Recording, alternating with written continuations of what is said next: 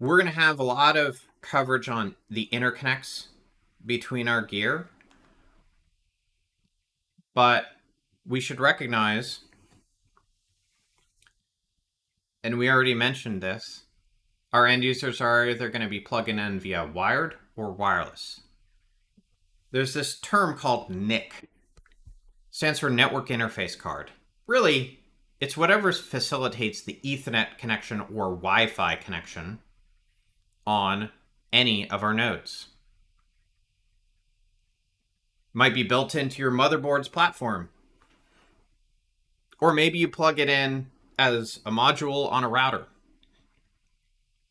Or maybe you've got a dedicated high-end Ethernet NIC for your servers that's got 4 gigabit ports, or maybe even faster than gigabit ports.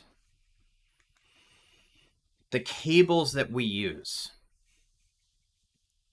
are going to be a mix of fiber optic or copper. And the copper cables, the only copper cables that we're going to get into, are going to be for twisted pair.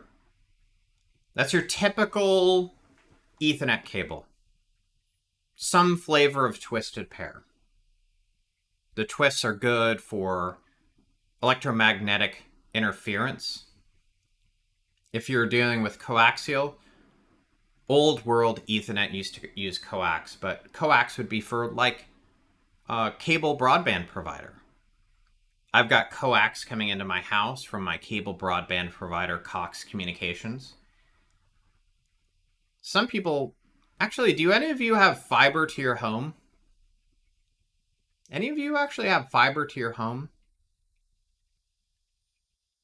I'm jealous if you do, because we don't have that widely covered in the Phoenix Metro. I have 2 ISPs that I run to my home, but it can't get fiber optic yet. Okay. Verizon Fios, cool.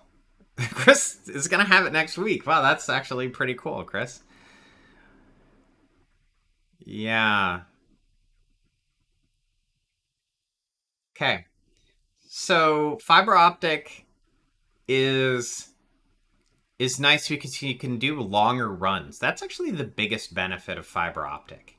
You can get really fast connectivity on both fiber optic and twisted pair. But when you need the longer run of Ethernet, you're going to use fiber optic.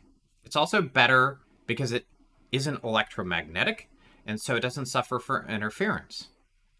But fiber optic cabling is harder to work with, harder to terminate. It's not for the faint of heart. We're going to get into the different varieties of categories of cabling and whether they're shielded or not.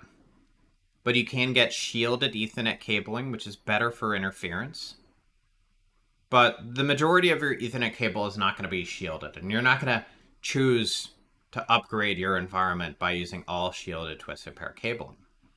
Most of the cabling for the end users are going to be unshielded twisted pair cabling. So we call that UTP, unshielded twisted pair cabling.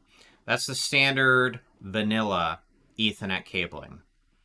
And you might be working with category ratings, which are ratings of how far and how fast can you go on that. Typical Cat cabling is right now Cat 6. Cat 7. We'll have a bunch of information about categories of ratings later in the course.